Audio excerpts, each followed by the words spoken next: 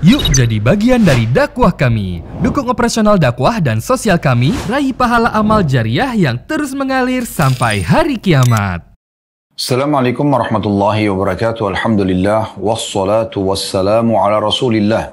Segala puji dan puja kehadirat Allah subhanahu wa ta'ala, juga salawat dan taslim kepada Nabi besar Muhammad sallallahu alaihi wa ala alihi wa sahbihi wasallam. Saudaraku seiman, pertemuan perdana kita selepas Idul Fitri ini, semoga saja Allah subhanahu wa ta'ala selalu mengikhlaskan niat kita, selalu menambah semangat kita untuk selalu menuntut ilmu agama ini, dan meramaikan channel-channelnya tentunya.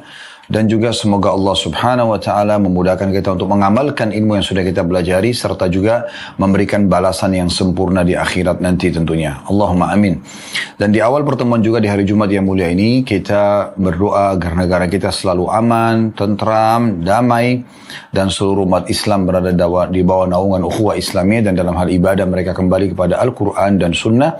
Serta juga semoga Allah subhanahu wa ta'ala memberikan petunjuk para pemimpin kita untuk menjalankan tugas dan amanah dengan baik, dan Allah memberikan balasan dengan sebaik-baiknya terhadap apa yang telah mereka berikan kepada negara, kepada agama, kepada muslimin.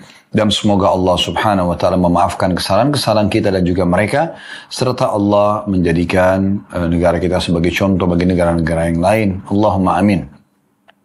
Seperti biasa teman-teman sekalian, di hari Jumat kita akan menunjukkan bahasan pada buku Sahih At-Targhib Tarhib, dan kita masih dalam kitab sedekah dan masih bab yang sama, bab ke-17, masalah anjuran memberi makan dan minum serta ancaman menolak memberi makan dan juga minum.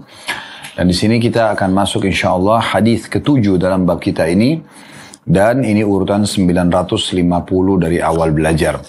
Namun sebelumnya, karena kita sempat beberapa pekan libur karena akhir Ramadan, semoga Allah terima amal-amal soleh kita.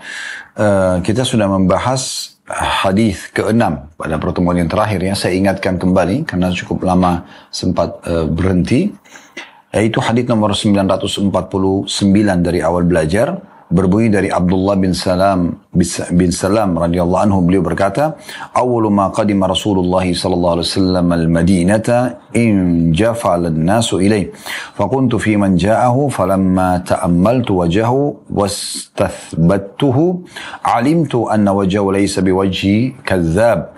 قال وكان أول ما سمعت من كلامي أن قال يا أيها الناس أبشوا السلام وأطعموا الطعام وصلوا بالليل والناس نيام تدخلوا الجنة بسلام. Kata beliau, Abdullah bin Salam, seorang pendeta Yahudi yang akhirnya masuk Islam di masa itu, berkata pertama kali Rasulullah SAW masuk ke dalam kota Madinah, orang-orang berkerumun kepada beliau, aku termasuk di antara orang-orang yang datang kepada beliau. Manakala aku memperhatikan wajah beliau dan menelitinya dengan seksama, maka aku mengetahui bahwa wajah beliau bukanlah wajah seorang yang pendusta. Abdullah bin Salam lalu melanjutkan, ucapan pertama yang aku dengar dari beliau adalah, wahai manusia, tebarkanlah salam, berikanlah makan, sholatlah di waktu malam sementara orang-orang tidur, niscaya kalian akan masuk ke dalam surga dengan selamat. Hadis ini riwayat Tirmidzi, dan beliau mengatakan hasan sahih. Ini hadis terakhir teman-teman yang kita belajar dalam bab ini, dan saksi bahasan kita adalah potongan sabda Nabi SAW, dan berilah makan. Karena bab kita tentang keutamaan memberi makan orang lain, ya, mentraktir orang lain, membayarkan makanan untuk orang lain, atau kita berbagi makanan yang kita miliki, ya, atau kita mengirimkan makanan yang kita masak, ya. Misalnya kalau berbagi makanan tadi kan, misalnya Anda punya sepotong roti, Anda bagi juga dengan orang lain. Sesuai dengan sabda Nabi SAW, ittaqun nar walau bisyikki tamrah. Selamatkan diri kalian dari api neraka walaupun dengan bersedekah setengah butir kurma, ya. Jadi kalau cuma punya sebutir kurma, cuma miliki sebutir kurma, maka dibagi dua dan setengahnya disedekahkan kepada orang lain, setengahnya dikonsumsi tentunya. Atau kita, ya, memberi makan yang makanan yang kita siap, misalnya kita masak makanan di rumah, kemudian kita berbagi dengan tetangga atau kerabat. Nah, ini termasuk jadi atau dalam bahasan kita tentunya. Baik, kita akan masuk bahasan kita teman-teman sekalian kesempatan kali ini. Hadis ke-7 dalam bab ini dengan sanad sahih dan urutan 950 dari awal belajar. Saya langsung saja bacakan, semoga Allah SWT berkahi teman-teman sekalian. Yaitu hadis Aisyah radhiyallahu anha, kekasih Nabi SAW, bahwasanya Rasulullah SAW bersabda, Inna Allah la yurabbi li ahadikum at-tamrata wal lukmata kama yurabbi ahadukum faluwahu aw fasilahu hatta yakuna mithla Uhud. Artinya, sesungguhnya Allah menumbuhkan satu biji kurma atau sesuap makanan yang disedekahkan di jalannya, sebagaimana salah seorang dari kalian membesarkan anak kuda atau anak untanya, sehingga sebiji kurma tadi atau suap makanan yang disedekahkan di jalan Allah akan menjadi besar sampai seperti gunung Uhud. Hadis ini diriwayatkan Ibnu Hibban dalam Sahihnya, karena di sini sudah pernah hadir ya, pernah dibahas kata beliau di sini di bab 9 nomor 2. Baik, langsung saja teman-teman sekalian kita mengambil faedah daripada hadis ini, karena memang hadis itu atau ilmu ini dikorek, mutiara-mutiara yang bisa diambil dari hadis tersebut atau hikmah-hikmahnya. Yang pertama tentu yang bisa kita ambil adalah bagaimana anjuran agar setiap muslim dan muslimah selalu bersedekah. Dan ketahuilah teman-teman sekalian, sedekah pangkal kaya. Sekali lagi saya ulangi, sedekah pangkal kaya. Tidak ada orang yang ditanyakan misalnya apakah Anda ingin kaya, lalu dia mengatakan tidak. Pasti dia mengatakan iya, saya ingin kaya.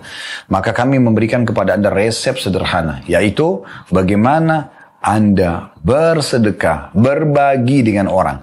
Makin banyak, makin besar Anda sedekahkan jalan Allah, maka makin besar peluang Anda mendapatkan balasan yang besar juga. Jadi ini luar biasa ya. Jadi tidak mungkin teman-teman sekalian kita mendapatkan ikan paus dengan menggunakan kail kecil. Tapi kita harus menggunakan kapal tanker, ya, kapal yang besar gitu ya. Sehingga kita juga bisa mengambil ikan-ikan yang besar. Nah, seperti itu kurang lebih gambarannya. Jadi kalau Anda ingin mendapat dan lebih banyak meraih rezeki Allah Subhanahu wa taala, maka segera bersedekah dan berikan yang terbaik tentunya. Nah, ini yang dimaksud dengan ya anjuran bersedekah. Ingat teman-teman sekalian, sedekah adalah pangkal kaya, sebagaimana saya sering ulangi teman-teman sekalian dalam setiap pengajian-pengajian kita. Dan kali ini juga kami ingatkan, terutama dalam bahasan hadis ini, kitab yang Sahih Targhib Tarhib, dari awal bab sedekah atau kitab sedekah, bab demi bab kita selalu membedah tentang masalah keutamaan bersedekah. Dan sekarang kita berada di bab ke-17 dari kitab sedekah, artinya sudah ada 16 bab yang lalu, semuanya berisikan tentang motivasi untuk bersedekah dan berbagi. Ingat, makin besar Anda berikan, makin ikhlas Anda kepada Allah Subhanahu wa taala di jalan Allah, maka pastikan juga akan besar balasannya. Dan Allah Subhanahu wa taala zat yang maha mulia, akramal akramin, zat yang maha dermawan, suka memberi. Dan Allah mengatakan dalam firman-Nya, ya, dan itu kekal dalam Al-Quran, ditilawakan oleh orang beriman sampai hari kiamat nanti, Inna Allah yarzuqu ma yasha' bighairi hisab. Allah itu kalau memberikan balasan, maka tidak ada lagi hitung-hitungannya. Ya, tidak ada hitungannya, jadi lebih besar daripada apa yang kita berikan. Kita tidak, dalam agama Allah SWT tidak memberikan 1.000 rupiah misalnya kepada fakir miskin atau di jalan Allah, misalnya di kotak amal masjid, atau sumbangkan ke rumah anak yatim, atau penyebaran buku dan Al-Quran misalnya. Itu Allah tidak balas dengan 1.000 rupiah juga atau 10.000. Misalnya kita sedekah 10.000, tidak akan dibalas dengan 10.000. Tapi Allah akan balas dengan berlipat-lipat ganda yang tidak pernah terlintas di benak kita. Ya, makanya orang yang bersedekah itu pasti akan diganti oleh Allah Subhanahu wa taala. Sering juga kami ingatkan, dan Anda bisa garis bawahi dan pegangi baik-baik ayat ini, surah Saba, surah nomor 34 ayat 39. Di mana potongan ayat di situ ada Allah Subhanahu wa taala berfirman. Tentu bukan seluruh ayatnya, tapi ada potongan di tengah-tengah ayat yang berbunyi, wa ma anfaqtum min syai'in fahuwa yukhlifu. Ketahuilah apapun yang kalian infakkan di jalan Allah, maka dia pasti akan ganti. Maksudnya Allah Subhanahu wa taala akan gantikan. Nah, ini yang dimaksud dengan anjuran bersedekah. Dan bab demi bab sudah kita bahas pada pertemuan yang lalu, sekian banyak sedekah. Dan ada perkataan Abu Hatim rahimahullah yang sangat menarik. Ini juga sudah pernah kami sampaikan, di mana beliau berkata bahwasanya sedekah itu di surga itu kedermawanan itu adalah sebuah pohon di surga dan ranting-rantingnya ada di dunia. Siapapun yang berpegang pada ranting-ranting tersebut maka akan membawanya ke surga. Sementara bakhil atau pelit itu adalah pohon di neraka dan ranting-ranting di dunia. Siapa yang berpegang pada ranting-rantingnya maka dipastikan dia akan terjerumus dalam api neraka. Nah, ini sebuah nasihat yang sangat baik untuk kita pegangi tentunya ya. Yang penting teman-teman, pada saat Allah amanahkan harta kepada Anda, jangan lupa di situ ada hak Allah Subhanahu wa taala ya. Disebutkan oleh Ali bin Abi Thalib radhiyallahu anhu supaya ada keberkahan dan akan lebih melimpah lagi rezeki tersebut. Kata Ali radhiyallahu anhu, siapa yang Allah amanahkan harta pada dirinya, maka harusnya dia memperindah jamuan untuk para tamu-tamunya, melanjutkan hubungan silaturahim, ya, membantu orang-orang yang susah gitu kan, dan dia sabar terhadap ujian yang menimpa hartanya, karena akan datang ujian-ujian. Ada orang utang tidak bayar, ya, mungkin kita bisnis bank ditipu dan seterusnya. Ini akan ada ujian harta. Bagaimana kita bersabar dalam harta tersebut. Nah, ini yang dimaksud. Oke, kemudian selanjutnya mutiara yang kedua atau hikmah atau pelajaran yang kedua dari hadis adalah bagaimana sifat maha murahan Allah Subhanahu wa taala. Sebagai pencipta, Allah ini zat yang maha kaya, maha sempurna. Dialah yang memiliki langit dan bumi ini. Kalau Anda sehat dan membutuhkan kesehatan misalnya, atau Anda kaya dan Anda masih butuh tambahan kekayaan, Anda punya keturunan, butuh tambahan keturunan, Anda punya kebahagiaan, Anda butuh tambahan kebahagiaan, apa saja nikmat, maka yang ciptakan Anda Allah, yang ciptakan nikmat itu Allah, dan yang bisa mempertahankan juga Allah. Ya, maka hanya minta kepada Dia saja. Kalau Anda sedang diuji oleh Allah Subhanahu wa taala, Anda sedang tertimpa satu cobaan, musibah, ujian, maka pastikan tentunya kalau ya, dan ciptakan Anda Allah, yang ciptakan masalah itu adalah Allah, dan yang bisa memberikan solusi hanya Allah saja. Siapa yang kembalikan dirinya kepada Allah Azza wa Jalla sebagai pencipta, dia memohon, dia merengek kepada Tuhannya, maka pastikan seluruh masalahnya akan selesai, seluruh kebutuhannya akan terpenuhi. Dan siapa yang menggantungkan dirinya kepada selain Allah Subhanahu wa taala, maka Allah akan biarkan dia dengan sekutu-sekutu Allah itu, dan akhirnya tidak akan mendapatkan apapun dari urusan atau permasalahan dari urusan, tidak akan dapatkan solusi dari urusan dan permasalahan yang sedang dihadapi.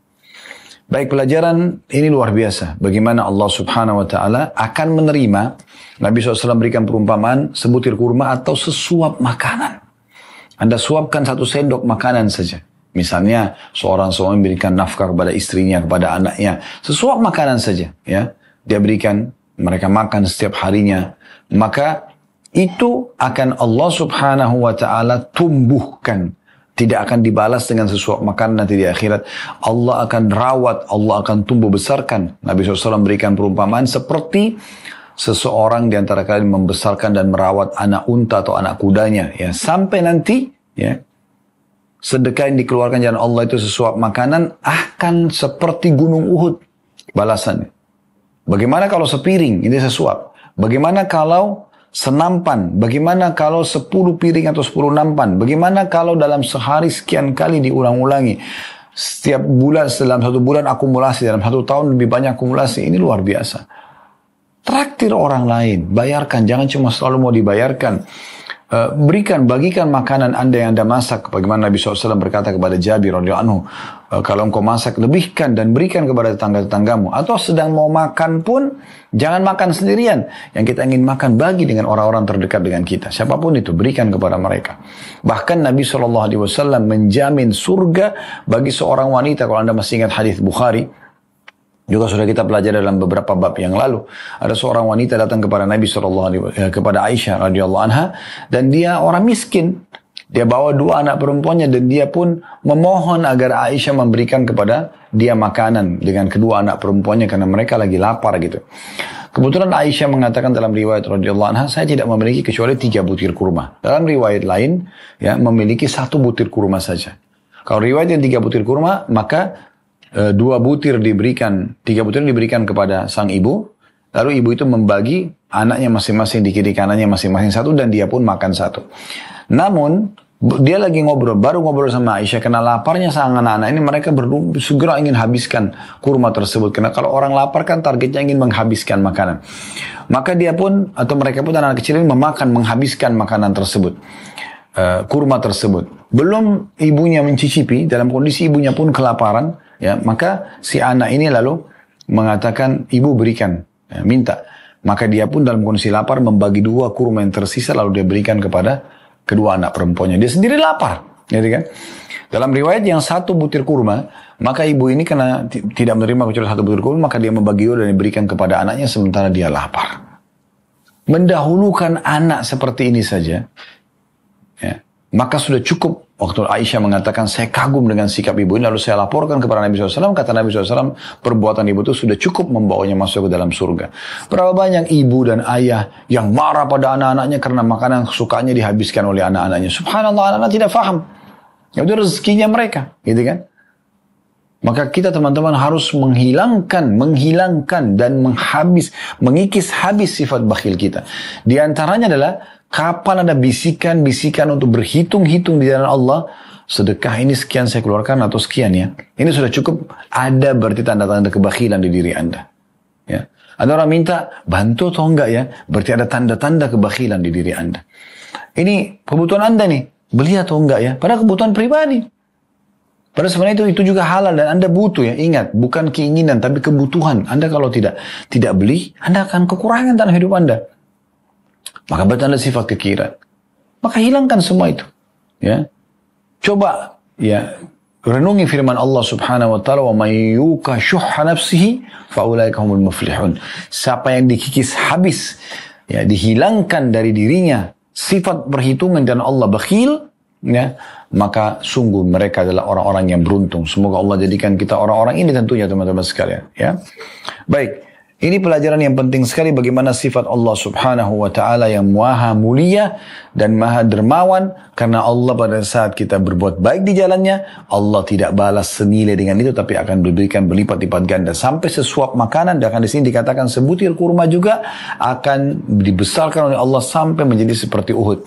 Dan mana potongan sabda Nabi SAW ini bisa saja lebih besar daripada Uhud itu. Ini keutamaan memberi makan kepada orang. Baik, kita akan masuk kepada hadis ke-8 dalam bab ini dengan sanad sahih urutan 951 dari awal belajar yang berbunyi dari Al-Bara' ibn Azib radhiyallahu anhu, beliau berkata, "Ja'a Rabiun ila Rasulillah sallallahu alaihi wasallam faqal." Ya. "Ya Rasulullah, 'allimni 'amalan yudkhiluni al-jannah." Qala, "In kunta aqsarta al-khutbah laqad a'radta al-mas'ala a'tik al-nasama وفك الرقبة فإن لم تطق ذلك فأطعم الجائع واسق الظمآن atau zam'an, ya. Terjemahannya, kata Al-Bara' ibn Azib radhiyallahu anhu, seorang Arab Badui datang kepada Rasulullah SAW dan berkata, "Ya Rasulullah, wahai utusan Allah, ajarkan kepadaku suatu amalan yang bisa memasukkanku ke dalam surga." Orang Badui ini cerdas sekali. Langsung, "Ya Rasulullah, amalan tidak susah, mudah saya amalkan, ya, yang bisa masukkan saya ke dalam surga." Makanya kata Nabi SAW, "Sungguh, sekalipun kamu telah mempersingkat khutbah atau pembicaraan, tapi kamu telah memperlebar permasalahan." Maksudnya, pendek yang kamu minta ini penyampaian, tapi sebenarnya ini luar biasa ini. Padatnya, ya, jawaban yang dibutuhkan untuk ini. Maka Nabi SAW pun menyampaikan kepada dia, ya, "Merdekakanlah jiwa dan bebaskanlah hamba sahaya. Jika kamu tidak mampu melakukan itu, maka berilah makan kepada orang yang lapar dan berilah minum kepada orang yang haus."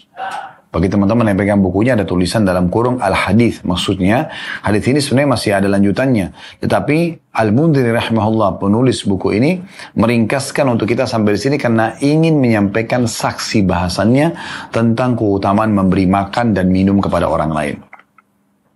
Hadis ini riwayat Ahmad, Ibn Hibban dalam sahihnya, dan juga Al-Baihaqi meriwayatkan. Lalu beliau mengatakan selengkapnya akan hadir hadis ini insyaallah di kitab nomor 16 dan di bab ke-25. Ini yang akan ada dibahas nanti tentunya.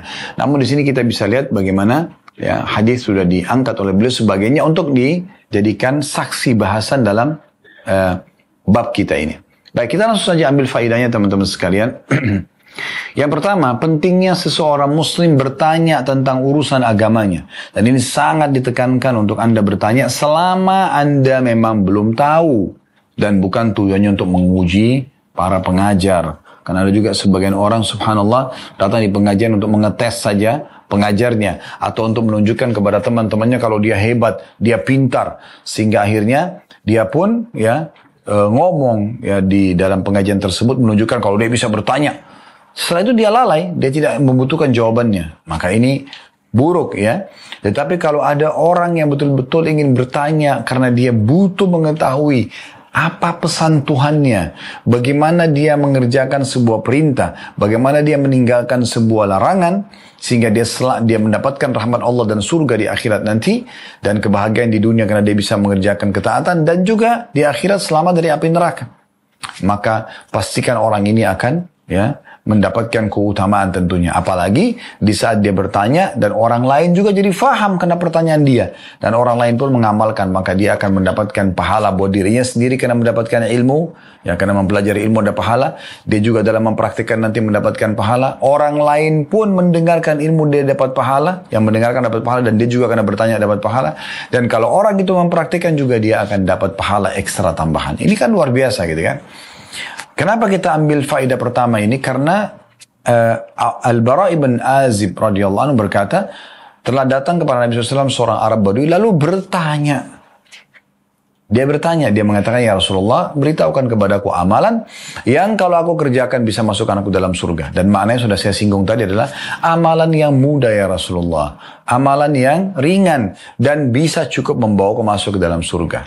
Maka ini pertanyaan yang sangat luar biasa dari seseorang yang cerdas, ya, karena dia ingin mengetahui perintah Tuhannya dan memasukkan dia ke dalam surga dan juga tentu menyelamatkan dari api neraka. Dan akhirnya bertahun-tahun bahkan ribuan tahun, ya sudah 1400 tahun lebih penyampaian mungkin hadits ini dari masa hidup Nabi SAW, karena kita sekarang berada di tahun 1444 dan Nabi SAW meninggal di awal tahun 11 Hijriah. Tentu hadits ini disebutkan sebelum tahun 11 Hijriah. Berarti sudah 1430 tahun sekian hadis ini.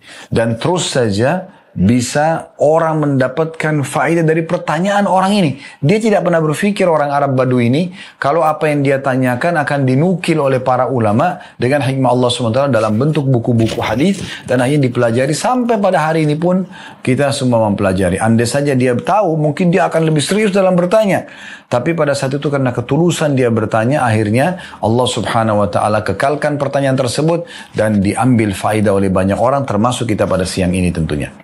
Baik teman-teman sekalian, ini pelajaran pertama dari hadis. Pelajaran yang kedua yang bisa diambil atau mutiara kedua dari hadis adalah bagaimana seseorang dalam bertanya fokus kepada hal yang dia butuhkan dari kebaikan atau penyelamatan dia dari kesalahan. Jadi jangan bertanya kepada hal-hal yang tidak dibutuhkan. Seperti ada banyak orang, subhanallah, dia bertanya hampir semua yang berhubungan dengan orang yang ada di depannya. Sepatunya, celananya, bajunya, topinya misalnya, tasnya, ya. Kemudian cara jalannya, kemudian mungkin pulpennya, mungkin kendaraannya, mungkin rumahnya, mungkin pasangannya, semuanya detail tentang orang tersebut. Sebenarnya tidak ada faedah buat dia. Ya. Kecuali ada dia butuhkan. Misal contoh, dia lihat seseorang pakai baju yang bagus dan dia ingin tahu sebenarnya beli di mana. Oke, kita boleh bertanya. Tapi kalau tidak, untuk apa setiap orang ketemu orang selalu bertanya semua secara detail? Apa yang Anda butuhkan dari situ? Dan apa yang Anda dapatkan? Ya, ada orang banyak subhanallah habiskan waktu seperti ini, tidak ada manfaatnya buat dia. Kecuali hanya sekedar mengetahui tentang orang tersebut. Bahkan bisa saja syaitan membuka pintu, akhirnya kita hasad atau iri kepada orang tersebut, atau bahkan akhirnya kita menjadikannya sebagai sebuah senjata yang bisa na'udzubillah balik untuk menyerang orang tersebut di saat kita satu waktu tidak senang sama dia atau terjadi clash dengan orang tersebut. Ini bahaya. Ini pintu-pintu syaitan yang harus dihindari oleh setiap orang-orang yang beriman, ya. Oleh karena itu, pelajaran kedua dari hadis adalah pentingnya seseorang bertanya hal yang dia butuhkan dalam kebaikan dia menurut pandangan agama atau menurut pandangan Allah Sang Pencipta Subhanahu wa Ta'ala, dan juga bertanya tentang sesuatu yang berbahaya yang mungkin dia terjerumus dalam kesalahan dan dia tidak tahu kalau itu adalah sebuah kesalahan. Fokus ke masalah itu. Baik Ustaz, kalau hal-hal yang boleh nggak? Kalau selama mubah boleh, misalnya menanyakan kabar orang, mungkin lah. Apa kabar? Baik misalnya. Oke. Atau minta nasihat atau memberikan nasihat mungkin. Tapi kalau yang tidak ada manfaatnya, untuk apa? menghabiskan waktu pada hal-hal yang tidak dibutuhkan gitu ya. Ada orang subhanallah seperti dia ya media ya sosial yang berjalan. Semua data orang ada pada diri dia. Subhanallah. Tentang siapapun semuanya lengkap pada dia. Padahal sebenarnya dia sendiri masih banyak pembenahan. Terutama masalah-masalah kekurangan orang. Dan ini bahaya sekali. Si fulan, oh itu pendusta. Si fulan, oh itu begini dan begitu. Untuk apa teman-teman sekali? Masuk ke rumah orang, pusing dan selalu sibuk untuk mengecek kekurangan rumah tersebut. Bertemu dengan orang, mengecek dari kepala sampai kaki, apa yang bisa kira-kira dijadikan sebagai bahan kesalahan. Subhanallah. Apa manfaatnya? Tidak ada manfaat buat diri dia, bahkan bisa membuka pintu-pintu syaitan untuk menjerumuskan dia dalam dosa tentunya. Ya, oleh karena itu kita fokus bertanya pada hal yang bermanfaat. Makanya sahabat ini bertanya kan gitu. Jadi tadi faedah pertama pentingnya belajar, gitu kan. Kemudian yang kedua, bertanya pada hal-hal yang dibutuhkan untuk kebaikan dan menjauhi atau menjauhkan diri dari hal-hal yang buruk atau dilarang. Pelajaran ketiga dari hadis adalah pentingnya seseorang dai, alim, seorang alim atau ulama jamaknya itu memberikan pujian, ya. Tapi pujian yang tidak berlebihan pada orang yang melemparkan pertanyaan. Misalnya, oh pertanyaan bapak bagus, pertanyaan ibu bagus, pertanyaan si penanya bagus, ya, menarik, ya. Semoga Allah berkahi misalnya. Di sini Nabi SAW bilang gitu. Sungguhnya engkau telah bertanya dengan pertanyaan yang ringkas, tapi ini adalah masalah ya yang besar sekali. Maksudnya secara faedah ya, yang perlu diketahui oleh orang-orang itu penting. Karena dia bilang, beritahukan aku amalan yang bisa masukkan aku dalam surga. Nah ini luar biasa di situ ya. Baik, ini pelajaran lain ya, pelajaran yang ketiga dari hadis yang bisa kita ambil tentang pentingnya seseorang alim, seorang ustadz, seorang kiai memberikan support, memberikan pujian kepada orang yang bertanya sebatas yang dibutuhkan tentunya, karena atau tujuannya untuk memberikan motivasi kepada dia supaya bertanya nanti lain kali kalau membutuhkan, atau orang lain supaya bertanya di dalam majelis tersebut. Faedah keempat dari hadis adalah tentang keutamaan memerdekakan hamba sahaya, ya. Tentu di zaman masa kita sudah tidak ada, alhamdulillah, perbudakan sudah disepakati di seluruh dunia, dihapus ya semenjak, seingat saya, perang dunia kedua atau setelah perang dunia kedua sudah tidak ada perbudakan. Sebelumnya masih ada perbudakan tentunya. Nah, Islam datang mengatur peraturan yang tepat untuk perbudakan ini. Dan yang paling sering kita temukan adalah firman Allah SWT, fakku raqabah, itqu raqabah, bebasin budak. Kita dianjurkan untuk bebasin budak tersebut. Ini termasuk amal saleh. Talha bin Ubaidillah radhiyallahu anhu, salah satu dari 10 sahabat yang jamin masuk surga dari kalangan laki-laki, itu setiap hari dalam sejarah beliau disebutkan selalu pergi ke pasar Madinah dan membebaskan antara 30 sampai 36 budak, lalu beliau berikan baju yang terbaik seperti yang beliau pakai, lalu dibebaskan di jalan Allah Subhanahu wa taala. Dan banyak sekali ulama-ulama dalam agama ini justru yang tadinya mantan hamba sahaya, seperti kasus Atha ibn Abi Rabah, ya, Atha yang terkenal sebagai ulama Mekah dan ulama muslimin. Beliau seorang budak di kalangan seorang wanita muslimah, tapi karena wanita ini mengetahui bagaimana Atha bin Abi Rabah sangat suka sekali menuntut ilmu dan juga baik dengan dia, dan akhirnya banyak orang konsultasi sering datang ke rumah si wanita ini untuk bertanya kepada Atha, maka dia pun bebaskan Atha di jalan Allah Subhanahu wa taala dan mengiklankan itu di hari Jumat ya di tengah-tengah kaum muslimin. Maka ini anjuran tentunya ya, bebasin budak. Maksud dalamnya juga adalah bebasin tawanan ya. Bebasin tawanan-tawanan dari kalangan muslimin, ditebus, maka insya Allah mudah-mudahan bisa juga mendapatkan keutamaan yang besar.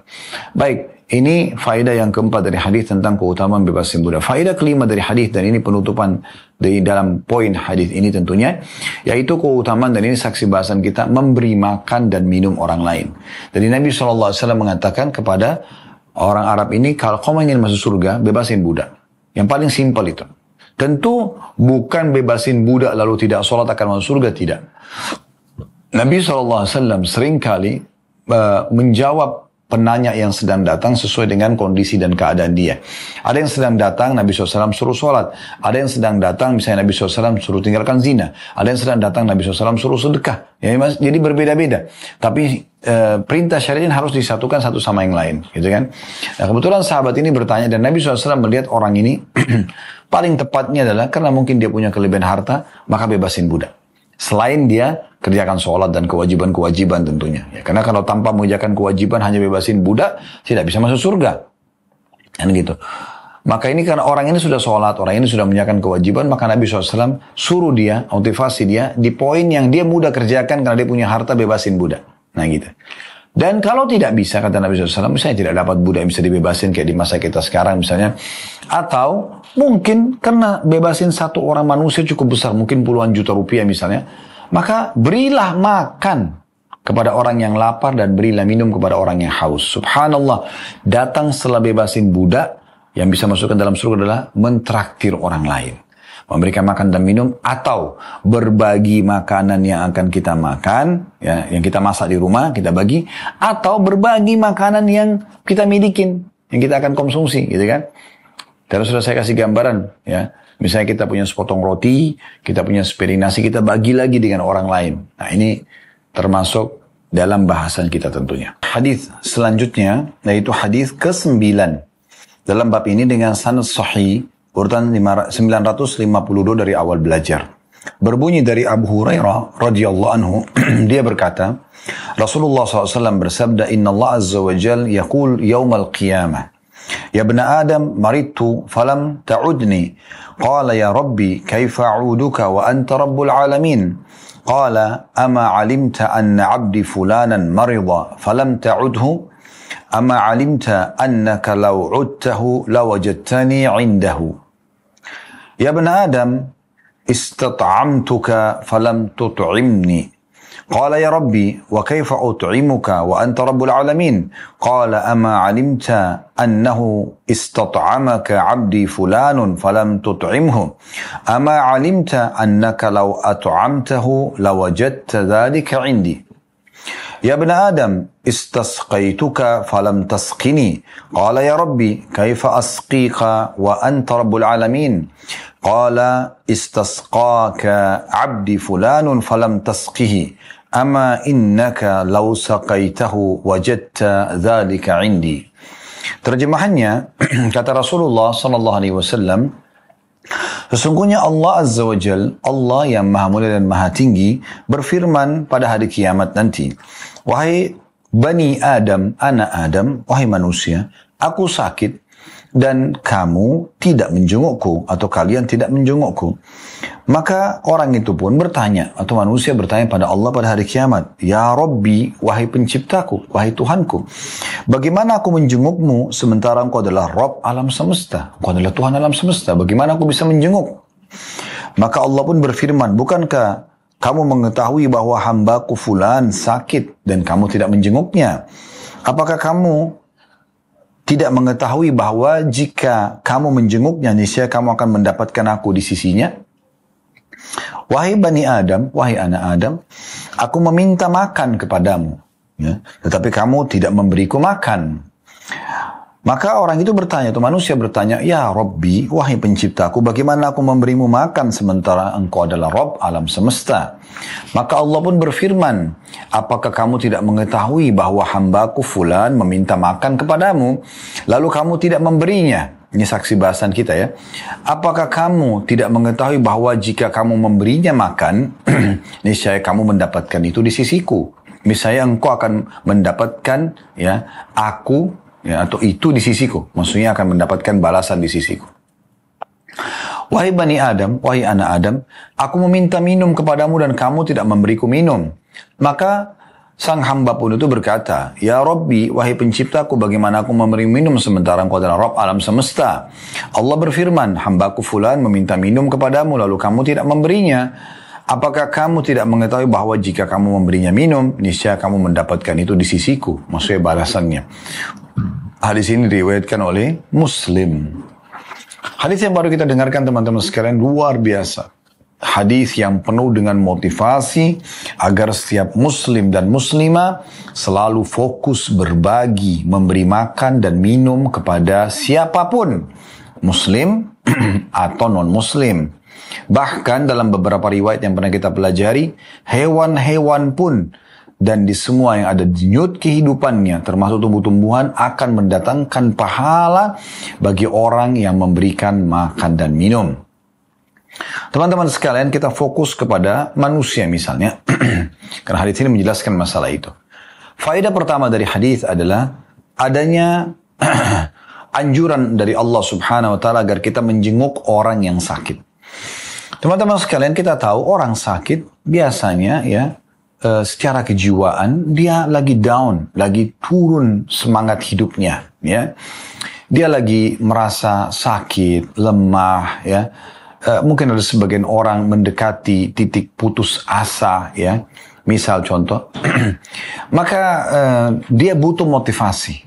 Di saat ada orang menjenguknya dan orang memberikan dia motivasi, misalnya, oh nggak apa-apa, seperti Nabi SAW menganjurkan kita pada saat mendatangi orang sakit dan kita mengatakan, la ba'sa tahurun insyaallah. Semoga tidak masalah penyakitmu ini dan semoga saja menjadi pembersih dosa-dosamu. Nah, ucapan ini ya yang kita ucapkan akan mengembalikan semangat hidupnya, akan membuat dia kembali ya merasa ada motivasi untuk dia kembali melanjutkan hidupnya. Maka kita dianjurkan ya untuk menjenguk orang sakit. Nah, karena kita datang dan memberikan semangat kepada dia dengan datang, apalagi kalau kita bumbuhi ya dengan membawa buah-buahan, membawa hadiah, selain kita mendoakan dia ya dan meluangkan waktu datang, maka tentu akan lebih memberikan semangat lagi kepada orang yang sedang sakit tadi. Sebagai balasannya, tentu Allah Subhanahu wa taala memberikan balasan kepada orang yang menjenguk orang sakit dengan keutamaan luar biasa. Di antaranya ada hadis yang sahih. Kata Nabi SAW, tidak ada seseorang muslim yang menjenguk saudaranya di pagi hari kecuali Allah akan berikan ya, atau perintahkan dan titahkan kepada 70.000 malaikat yang memohon ampun untuknya dari pagi sampai menjelang sore hari.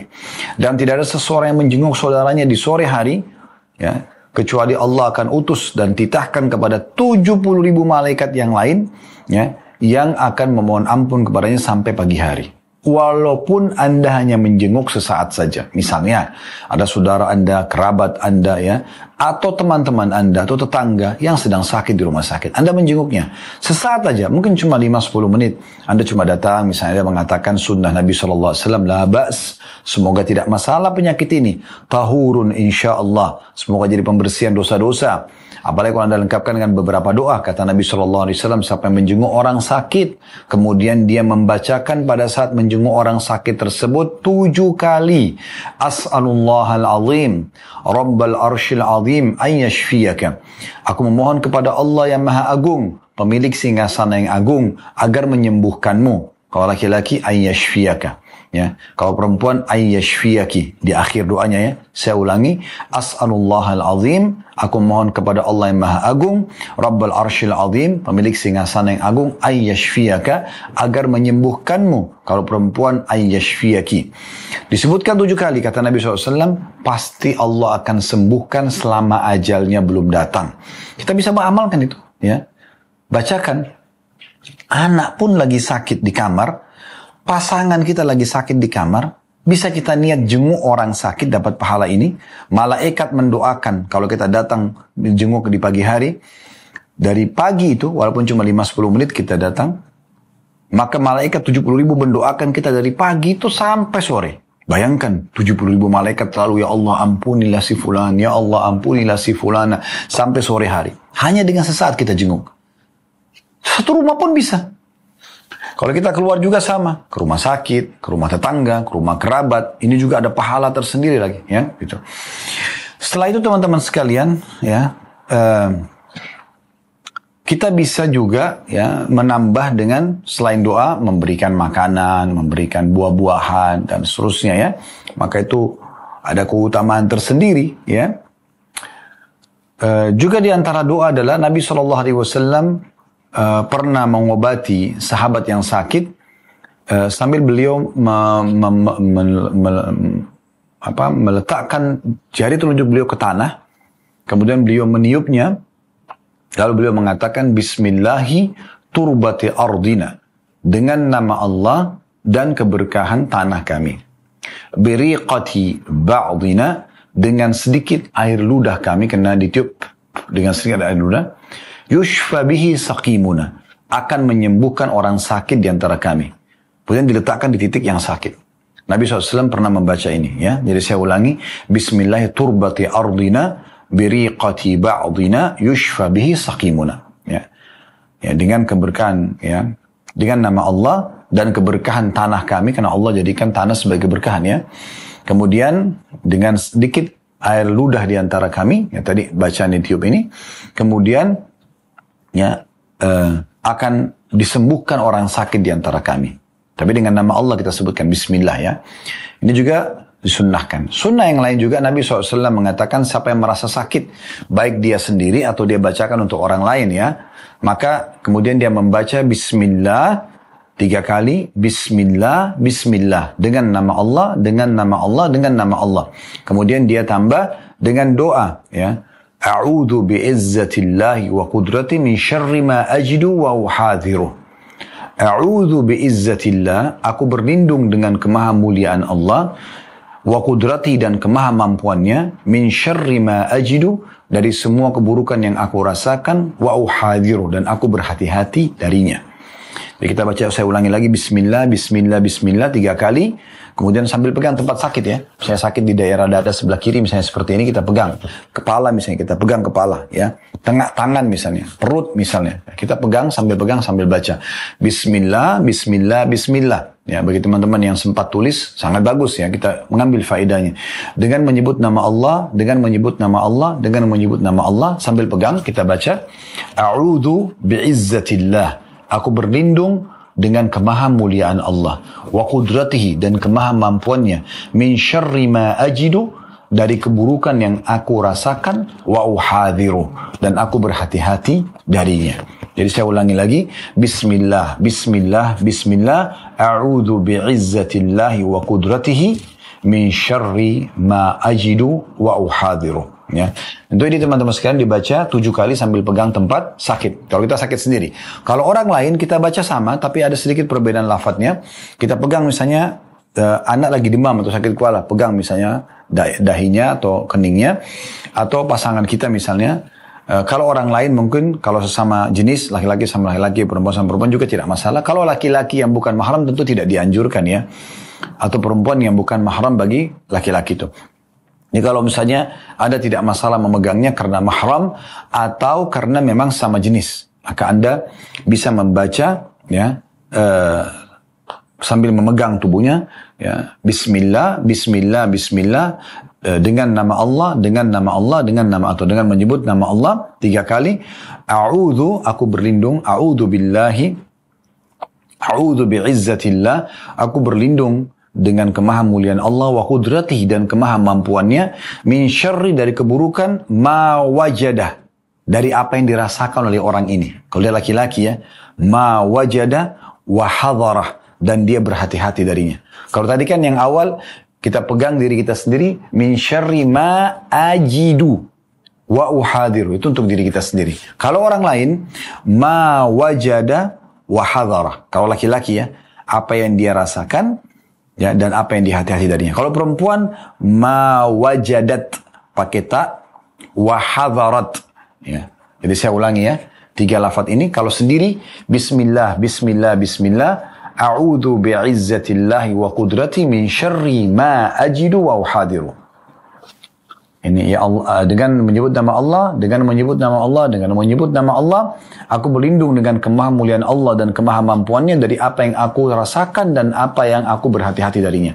Kalau orang lain dan dia laki-laki, Bismillah, Bismillah, Bismillah, a'udhu bi'izzatillahi wa qudrati min syarri ma wajada wa hadara. Jadi perbedaan cuma di akhir itu ya. Kalau kita sendiri kan ma ajidu wa uhadiru. Kalau orang lain ma wajada wa hadara. Dengan menyebut nama Allah, dengan menyebut nama Allah, dengan menyebut nama Allah, aku berlindung kepada aku berlindung dengan kemahamuliaan Allah dan kemahamampuannya dari apa yang dirasakan oleh orang yang dirasa sakit dan juga apa yang dia berhati-hati darinya. Kalau perempuan, Bismillah, Bismillah, Bismillah, a'udhu bi'izzatillahi wa qudrati min syarri ma wajadat, pakai ta, wa hadarat.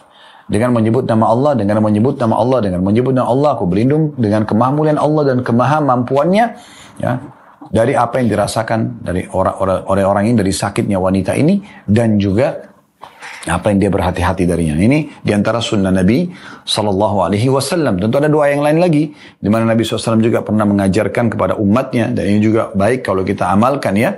Yaitu doa yang kita baca. Adhibil ba's rabbun nas ishfi anta syafi la shifa illa shifa'uk shifa'an la yughadiru saqama. Ya, saya ulangi dengan terjemahannya. Adhibil ba's, hilangkanlah penyakit. Ya. Rabbun nas, wahai Tuhan manusia. Ishfi anta syafi, sembuhkanlah karena hanya Engkau ya zat yang bisa menyembuhkan. La shifa illa shifa'uk, tidak ada kesembuhan kecuali dari sisimu. Shifa'an la yughadiru saqama, kesembuhan yang tidak meninggalkan bekas. Maksudnya sembuh total. Itu juga termasuk sunnah Nabi SAW. Saya ulangi, kita baca tentunya. Adhibil ba's, hilangkanlah penyakit. Rabbin nas, wahai Tuhannya manusia. Ishfi anta syafi, sembuhkanlah karena Engkau adalah zat yang maha penyembuh. La shifa illa shifa'uk, tidak ada kesembuhan kecuali dari sisimu. Shifa'an la yughadiru saqama, kesembuhan yang tidak meninggalkan bekas. Ini termasuk anjuran yang dibaca pada saat kita menjenguk orang sakit. Tapi kita kembali kepada inti bahasan kita teman-teman sekalian. Faedah pertama dari hadis adalah anjuran agar setiap muslim dan muslimah menjenguk orang sakit.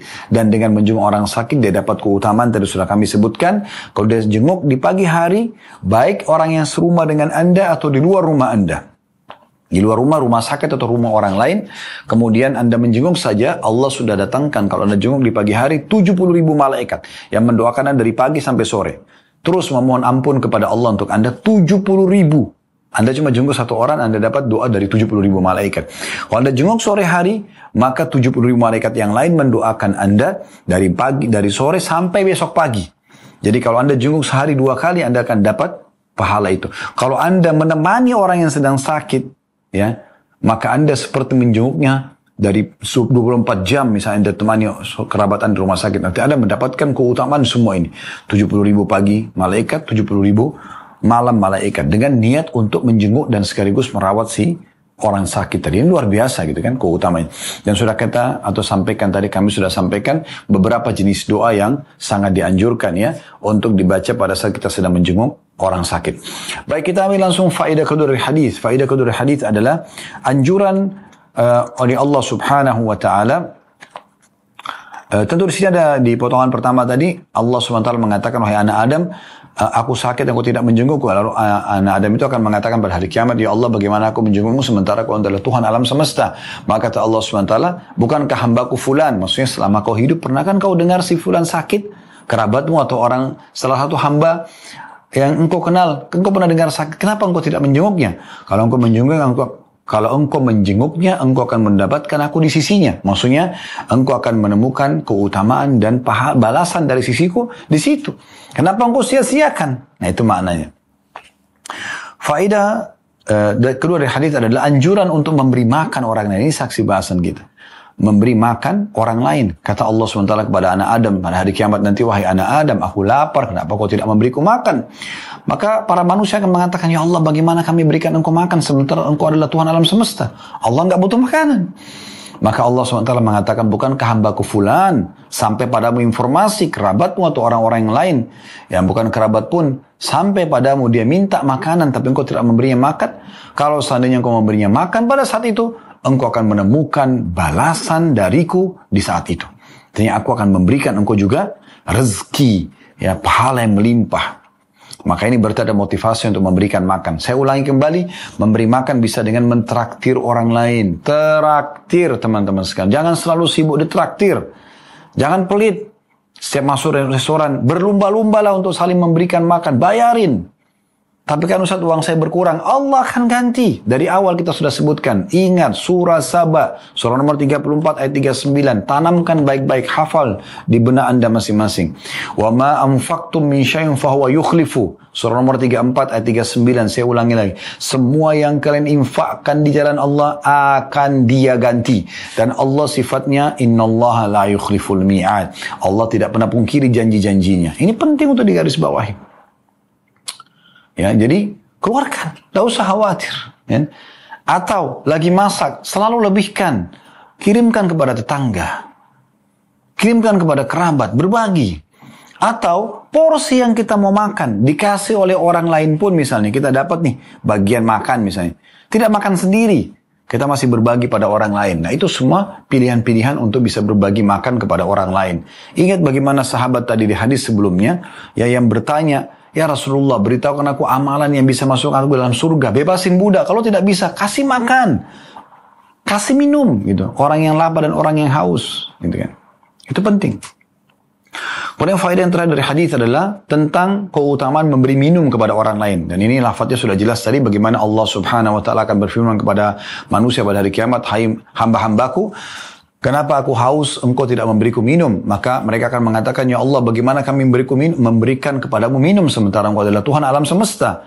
Maka Allah azza wa jalla, Allah maha mulia, akan berkata, dan yang maha tinggi akan, Allah maha mulia dan maha tinggi akan berfirman atau berkata, bukankah telah sampai kepadamu hambaku fulan kehausan, butuh air, minta kepadamu tapi engkau tidak memberikan? Kalau engkau memberikan dia minum, maka engkau akan mendapatkan pahala balasannya dari sisiku. Nah ini luar biasa, anjuran memberi minum kepada orang lain. Nanti kita akan temukan beberapa hadis ke depannya insyaAllah di pertemuan akan datang, keutamaan tentang, termasuk pahala yang sangat besar adalah kalau kita menyiapkan minum untuk orang lain. Berbagi minuman. Ya. Kami subhanallah kemarin di Ramadan motivasi. Ayo muslimin, ini ada kesempatan buka puasain orang. Kami sampai buatin iklan. Bahkan kadang-kadang sedikit ada lelucon, lucu supaya orang lebih tertarik melihat iklannya. Agar Anda ikut serta. Kemarin di Mekah kami live. Buka puasain orang, berikan makan dan minum. Pahala ada sendiri berikan makan dan minum, plus lagi pahala mendapatkan buka puasain mereka. Itu luar biasa keutamaan. Masih mungkin ada orang cuma lewat iklan tersebut, gak mau menyumbang, gak mau ikut-ikut serta, gitu kan. Atau mungkin sekitar rumah dia, banyak sekali peluang untuk mendapatkan pahala.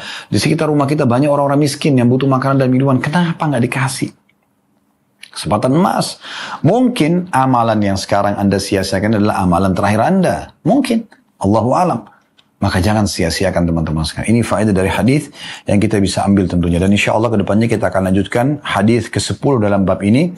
Dan itu urutan 953 dari awal belajar. Kalau benar dari Allah, kalau dasar dari saya mohon dimaafkan. Subhanakallahumma bihamdika. Asyhadu an la ilaha illa anta astaghfiruka wa atubu ilaik. Wassalamualaikum warahmatullahi wabarakatuh.